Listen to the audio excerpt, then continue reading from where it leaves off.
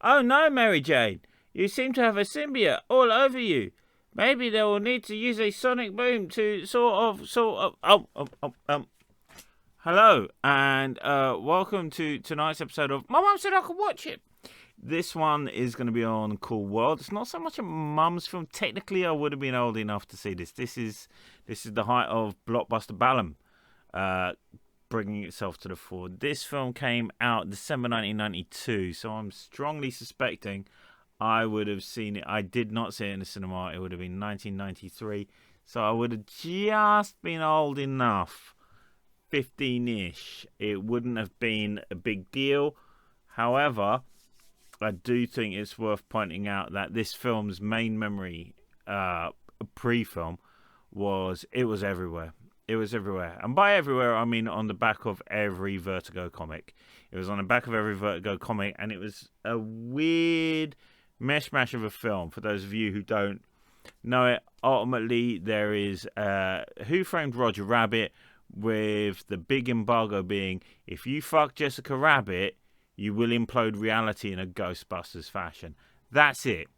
That's the real, spoiler light premise of this. You have the real world and you have the cool world. And we visit both within this film. Ultimately, though, this film starts, and it really surprised me to do this because just skipping back and forwards, I'd completely forgotten what actually happens in Cool World. I knew the main premise. I knew Gabriel Byrne was in it and how his character ends up. Big fan of Gabriel Byrne. When I see his show at the Lyric Theatre. Bought the biography, bought the audio book, bought Ghost Ship. That's how much of a fan of Gabriel Byrne I am. But really, this film here, from this very start, is Brad Pitt's. 1992 Brad Pitt's at that. As you can see, it's set in a wartime. He has a traumatic accident. And even as it happens, he's trying to deal with a certain PTSD from the war. It follows out throughout the entire film. How the hell of an era of shell shock is still brought into the 90s in a wacky... It is tonally very weird. Bakshi's always been weird anyway. But you have this element there where you see that the studio got involved, and you end up with something that is ultimately the lesser of the sum of its parts. There's some stuff that's really exciting. First off, the animation, the style, the backdrops, lush, absolutely lush. He does that so well. Then you've got the fact that you've got a story such as Brad Pitt's shell-shocked turn cartoon detective, and of course you've got Gabriel Byrne there, who is in prison, so you got cops and robbers there for a level straight away. Was an artist trying to live a rehabilitated life, who's then sucked into the main villain of the piece, Kim Basinger's Hollywood, who is just an absolute siren. Absolute siren. I'm a 47-year-old man. I think it's pretty clear that I'm not going to be seduced or charmed by an animated ingenue wandering around with a disproportionate buxomness doing Marilyn Monroe impersonations, as if anyone would ever be that shallow. Henceforth, Charlie Bond is banned from the comments. It plays very well. There's one level where the stories work really darkly, the real world ones, such as the one behind me, such as Gabriel Byrne's John Deed's character actually being recognised in a comic shop, having that awkwardness, trying to deal with the world, having someone actually basically proposition him for a date, but not feeling inadequate, and then having some guy go, why do you do a comic about that guy you killed? It's bleak. It's bleak as ever. The Kim Basinger's fantastic in it, in all seriousness, not for just for the opposite attraction, but there is a through line there that is someone who wants the power of the real world, someone who has just been an idol, an object within the cool world, arriving, and there's an element of mania around her that I haven't seen this side of cosplay. and it's fascinating to watch that spiral out. The ending is trite. But if you did the Jackrabbit Slims in reverse, then obviously, he'd still be like that. No, you've just thrown that in. That felt like the studio said the he's the hero, therefore he must survive. It was so random, so inconsequential, and it sounds odd to be annoyed by random things when this is a surrealist cartoon with rotoscoping, various intertextualities. The fact is that when they are in Toonland dealing with real stroke Toon items, that they just become obvious cardboard cutouts, makes you think that when the money was spent, it was spent really well, but when it wasn't, it was spent badly.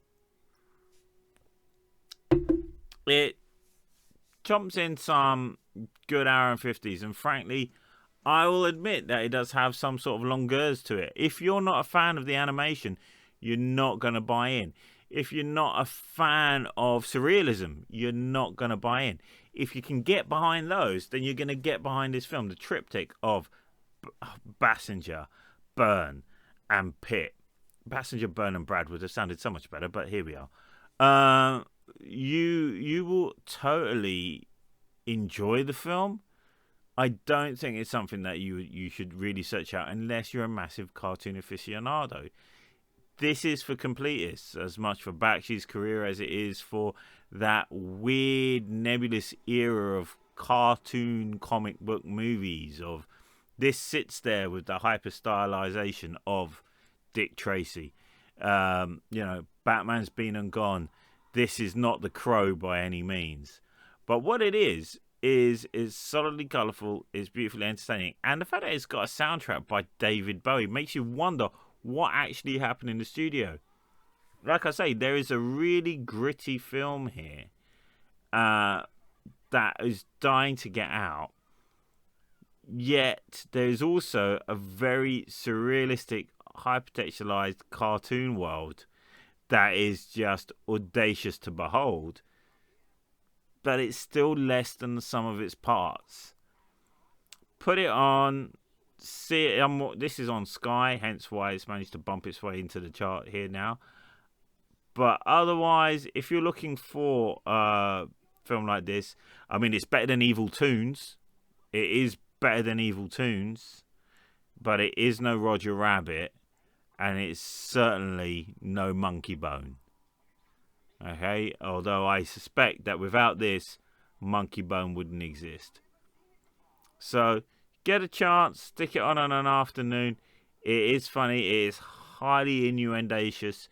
I wouldn't sit there with the teenager. The oldest of the youngest is 13, and I'd be like, you know what?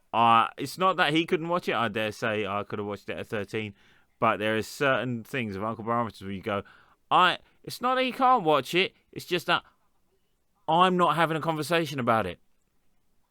That's the easiest way to describe it. So if you can get past that and my prudish self, then you're going to have a great time. If you can get past the fact that it isn't going to be a story, it is really a musical experience, animated experience rather, then you should be okay. But I would not do the thing where you spend money to rent it. I'd say it's part of your package. Watch it. It's an enjoyable couple of hours.